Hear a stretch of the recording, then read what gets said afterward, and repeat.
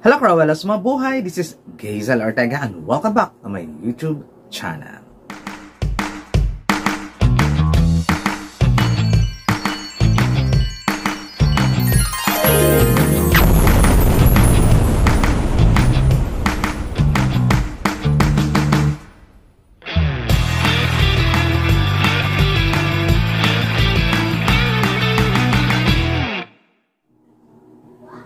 Hello guys! Good day! Diba? Maraming salamat sa inyo sa mga nanonood sa akin ngayon. At syempre maglalabas ako ng aking reaction video. Hindi lang reaction, maglalabas ako ng aking reaction tapos top 20 din dito sa Miss Universe Philippines headshot photos ng mga girls. Sino ang aking top 20? And all kasi okay naman. Pero may mangilan-ngilan yan talaga na puryagaba lang talaga sa photos. Hindi maganda yung ipinasa ng team, ng candidates doon sa organization. Siyempre, hindi naman magpo-post yung organization kung hindi pinasa ng team. So, ayun. Hindi ko naman sinisisi dito yung girls at saka yung organization. I don't know kung mga approval to ng mga girls kung bakit napasa yung mga iba-iba lang na hindi masyadong bongga. Okay. But ito para sa akin ang bongga na headshot challenge. My number 20 on my list is Miss Leyte Angel Rose Tambal. To be honest guys, no, ang ganda niya. Ang ganda ng mukha niya. Tapos may parang may free electric pan siya. Kasi mangilan-ngilan yung buhok ay umaangat. Nice, ang linis. Ang linis ng mukha. Siguro, paano ba to? Tingnan nga ninyo. Siguro, wala akong masabi. Malinis lang talaga yung face. Siguro iba, nakasmile lang sana o kaya hindi nakaseryoso para umangat pa ng bonggang-bongga. Ngayon lang. My number 19 on my list is Miss Zambales Anita Gomez or Anita Rose Gomez. To be honest, para siyang na-shock dito. Nakaganon siya. Para siyang na-shock the way na pag-picture sa kanya. But okay naman. Malinis, pero parang hindi nakita yung tenga. Parang, ayun, parang sobrang kapalang ng makeup na in-apply sa kanya. But still, one of the beautiful dito sa headshot challenge. Challenge ba? Headshot photos sa Miss Universe Philippines 2022. My number 18 on my list is Miss Christy Lynn McGarry. To be honest guys, ang ganda. Ang ganda na dito, pero hindi, ang awkward ng kamay na ipinatong sa ulo. Alam mo ba, yung una kong tiningnan, hindi yung mukha, kundi yung kilikili? Diba? Na-awkwardan ako doon part. But still, maganda yung maganda yung styling, hopefully ganyan lagi, maganda yung makeup, ayoko ng pakamay. Diba? Pag pakamay kasi sa headshot, parang, kaya nga headshot, diba? Bakit may isinama kang kamay? Charot lang. Pero hindi ako fan ng mga hindi ako fan nun. Kasi tinawag na headshot, di ba? Mabuti naman sana kung head and arms shot. Ayun lang. Kaya nilagay ko siya sa aking number 18. Number 17 on my list is Miss Cabanatuan Daniela Villar. Ang ganda niya talaga, no? Na-awkwardan lang ako doon sa pa-side view na pangiwi niya. Parang hindi tuloy pantay yung mukha, but still one of the most beautiful girl dito sa Miss Universe Philippines. Abangan natin siya kasi mukhang may ibubuga talaga siya ng bonggang-bongga. My number 16 on my list is Miss Cagayan de Oro Lynn Lumongo. Ang ganda niya, di ba? Ang ganda-ganda niya talaga. Alam kung bakit nilagay ko lang siya sa number 16. Kasi medyo tumabingi yung part na dito, oh. Parang gumanon. Parang gumanon lang.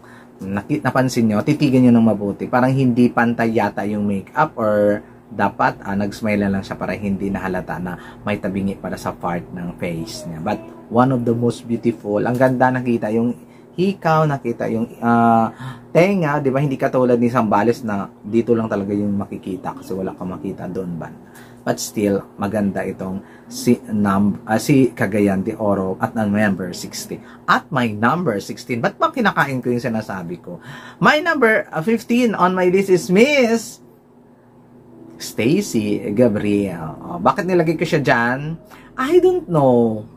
Maganda ang mukha, I don't like the lips. Napansin nyo?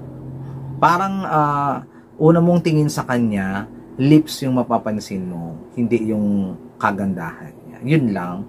Pero still, maganda talaga yung mukha niya. One of the best face dito sa Miss Universe Philippines si Stacy. I love her color. I love everything about sa makeup. Parang ano lang. But the lips is I don't like it. Masyadong pinakapal or talaga kasi in-emphasize pa dito na may black, 'di ba, sa lips niya. So para tuloy kumapal at ano, 'di ba uso naman ngayon. But no, ano for me is number lang siya, number 15. Stacy Gabriel. My number 14 on my list is Miss Naik. Mary Rose Geral. 'Di ba? Alam mo kung seryoso 'to, aangat pa to ng bonggang-bongga. Naka-full smile kasi siya eh. But still one of the most beautiful girl dito sa Miss Universe Philippines. Oo, yun lang yung ano, medyo, kung headshot kasi dapat medyo seryoso, may pakita ang ngipin pero hindi naman masyadong full. Naka-full smile kasi siya ng bonggang-bongga. Kaya nilagay ko lang siya sa aking number 14. But maganda. My number 13 on my list is Miss Palawan Raven Doctor. To be honest, pwede ko nga itong iangat sa kahalimbawa, first time ko makita yung headshot. Pwede ko siyang iangat sa top 5 or top 10. But, nilagay ko lang siya sa aking number 13 kasi nga, nakita ko na to siya in motion. Tapos, ang galing lang ng team niya sa pag-makeup sa kanya. Plakado ng bonggang-bongga. O diba? Paano nila paganda ng bonggang-bongga ganyan si Miss Palawan? Nagandahan ako sa photos. Syempre may iba lang talaga akong napi-picture out sa mukha niya. Hindi yung ganito. That's why nilagay ko lang siya sa aking number 13. But maganda ang eksena. My number 12 on my list is Miss Pampanga, Cyril Payumo. Number 12 ko lang siya, guys. Gusto ko yung headshot niya, pero parang ang layo niya. Parang siya lang yata yung napakalayo na headshot. Parang nakita niya kasi yung parang dito sa hanggang dibdib niya eh. Dapat kinlose up pa ng very very light. Nalalayuan lang talaga ako. But, wala namang problema ko doon sa pose. Maganda din yung mukha. At least, hindi nila... Diba, yung mga photos talaga ni Cyril Payumo, perfection, diba? Hopefully mag-reflect doon sa visual, diba? So, visual basta sa video, diba? Sana ganun din yung eksena niya. Nilagay ko lang siya sa aking number 12. My number 11 on my list. Magugulat kayo nito, bakit number 11 lang siya? Number 11 on my list, Atisa Manalo. Alam mo kung bakit, guys? Ang ganda sana ng makeup. I don't like her lips. Pabebe. Ang strong na ng makeup dito, pero yung lips yung pabebe. Sana hindi. Tapos ang dull ng tingin niya. Parang ang lungkot-lungkot niya. Parang talo. Ganon. Yung yung dating lang sa akin I don't know sa inyo kung nabonggahan kayo. Nabonggahan naman ako. Bongga. Maganda. Isa sa mga gaganda. Number 11 ko nga, diba? So, hindi lang talaga ako na perfection. Walang hindi ako na wow, ganun. Kasi nga, parang, ang lungkot-lungkot ng mata niya, Kahit alam kong dapat seryoso lang, hindi yung malungkot. Ayun, kaya nilagay ko siya sa aking number 11. At, ito na ang aking top 10. Maluloka kayo ng bonggang-bongga. Hindi ko na-expect. May number 10 on my list, Miami. Mary Yasol. Diva? Perfect. Ang ganda. Sabi ko sa'yo kung nakaseryoso lang to, panalo yung headshot niya eh. Yung simple-simplihin lang, parang ginanon lang yung hair. Aura. Ganon! Diba? Walang yung ganda niya. Ang ganda. Ganda ng makeup, parang wala lang. Diba? Di nyo napansin. But naka-full smile kasi siya. Siguro kung nagseryoso ng very very light, nasa top 5 to. Medyo i-ekis kasi ako sa mga full smile na malala. Sa headshot kasi hindi mo makikita yung tunay na hugis ng mukha pag nakasmile lang bonggang-bongga. Dapat pa-sweet lang, seryoso, pa-sweet, everything. Para makita talaga yung bawat anggulo ng face. Kaya nga tinatawag na headshot. Okay.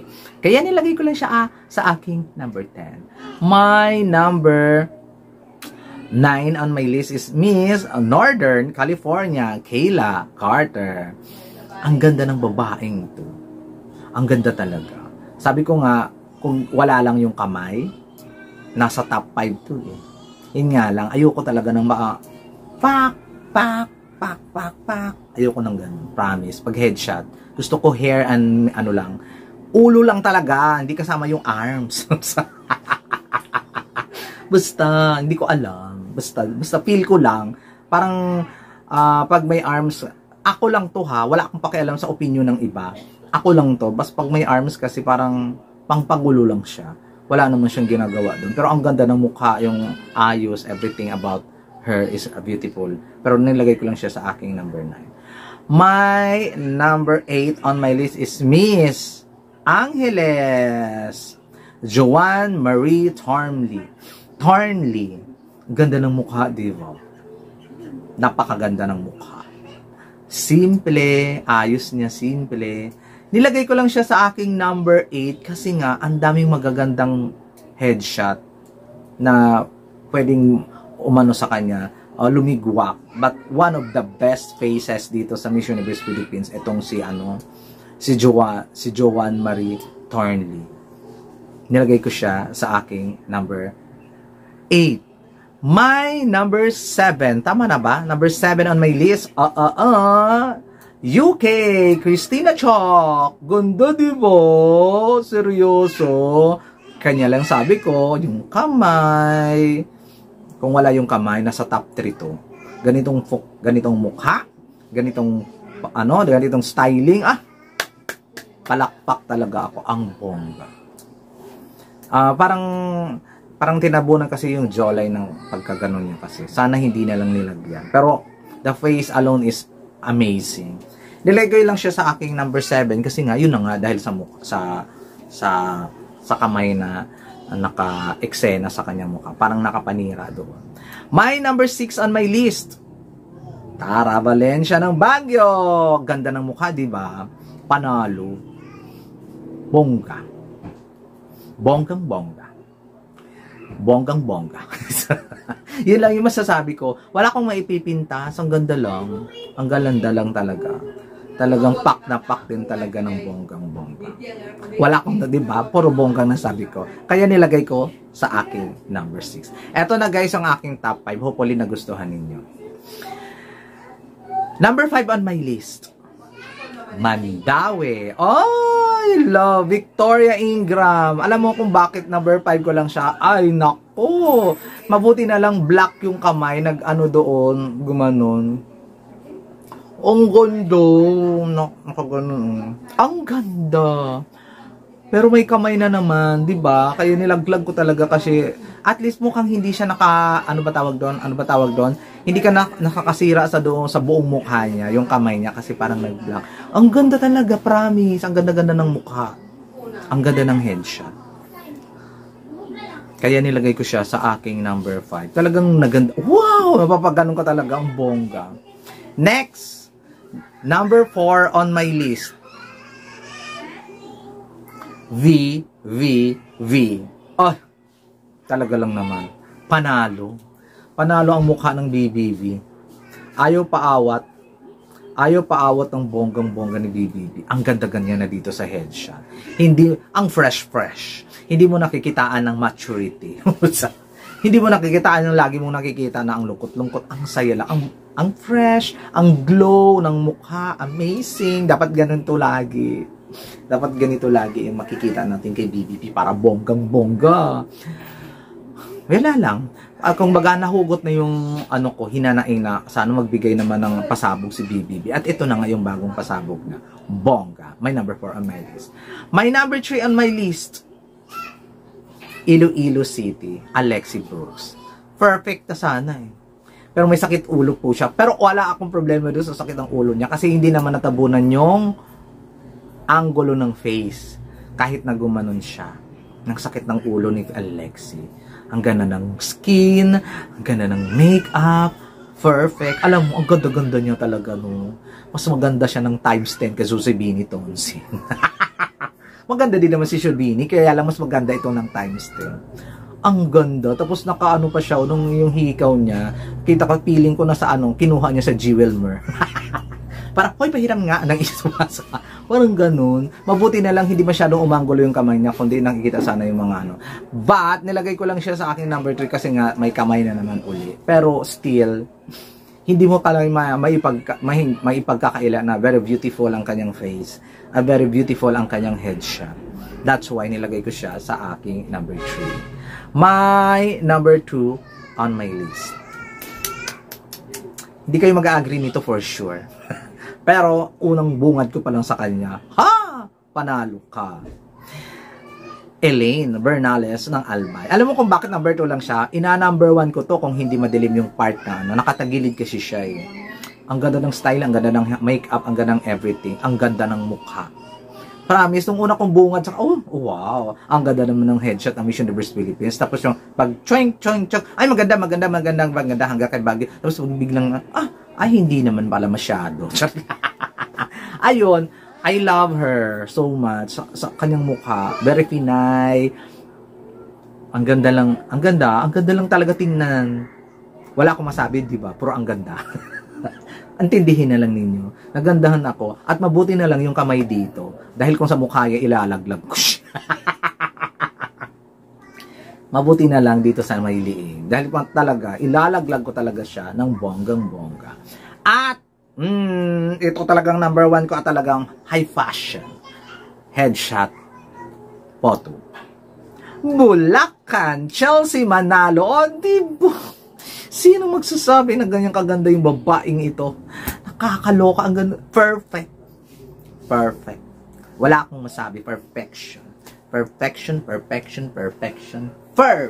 So, ayoko man, ayoko sa kanyo. Wala lang. Wala akong mapintas, ilong, bibig, tenga, mukha, everything about sa ginawa niya dito. Amazing. Bulacan. That's all for today's video muna. Yan muna ang aking top 10 kayo guys. Sino ang iyong top 10? Ay, top 20 pala. Sino ang inilagay ninyo sa top 20? Yung mga sikat pa ba? Pero sa Puriagaba, itabi mo dito yung mga picture ni Atisa at kung sino mang mga sikat na candidates ngayon sa Miss Universe Philippines kay Bulacan. Ligwakin nila ng bonggang-bongga ng elbow. Elbow ni Bulacan. Huwag kayo makipagplastikan. Magpakatotoo tayo. Si Bulacan ang pinakabongga dyan. Elbow Atisa, elbow McGarry, elbow. Elbow si Kainta. At least lumalaban dito si si Alexi. Ayoko lang talaga ng pakamay yung sakit ulo pose niya. Pero maganda kasi parang trademark yung lola mo yung sakit ulo pose. But, still, Bulacan pa is the best. Tingnan mo yung kulay. Diyos ko po, Puriagaba sa inyo. Bulag na kayo kung hindi ninyo na-appreciate si Bulacan. That's all for today, guys. Maraming salamat. This has been Gazel Ortega. Hanggang sa muli po. Paalam!